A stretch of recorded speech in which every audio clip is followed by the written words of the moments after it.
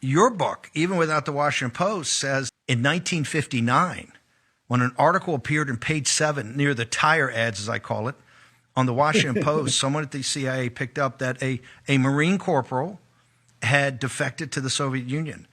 From that time, you literally go through a detailed of how the CIA monitored all the moves of Oswald for 4 years up to, forget Ioannidis, which is very important because he lied to people directly. These guys monitored him, and then when President Kennedy was shot, it's very obvious from your book, which really are talking about other topics, that the FBI and the CIA came together, and their number one purpose in addressing the Warren Commission was to make sure that the Warren Commission, number one, and particularly the American people, didn't know their involvement with either monitoring this guy or questioning this guy, et cetera. And I think that's shocking.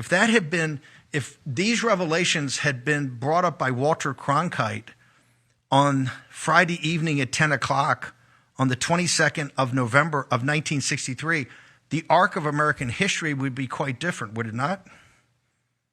Absolutely. I mean, imagine if the story that the Post ran yesterday ran in July 1964, that the chief of covert action operations for the CIA in South Florida knew all about the man who just killed the president. I mean, the Warren Commission investigation would have been totally different. It would have been headline news. Heads would have rolled at the CIA, and we would have had some explanation for these machinations around the alleged assassin that we can only ask now, 60 years later, when we finally see, kind of what was actually going on. Hey everybody, I wanted to call your attention to one surefire way to deepen your knowledge of the assassination of President Kennedy. And that's to read my 3 books about the CIA, a trilogy of spies that tells how the assassination actually unfolded in the eyes of CIA insiders. You see, my work on JFK's assassination is rooted not in the literature of conspiracy, but in the history of CIA operations. And that makes all the difference when it comes to understanding the events that culminated on November 22nd, 1963.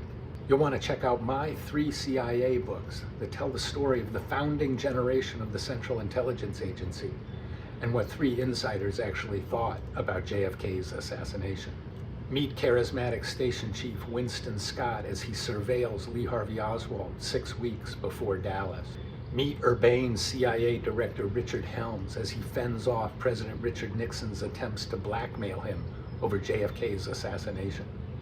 Meet James Angleton, the ingenious, paranoid, and sinister counterintelligence chief who had controlled the agency's file on Oswald since 1959.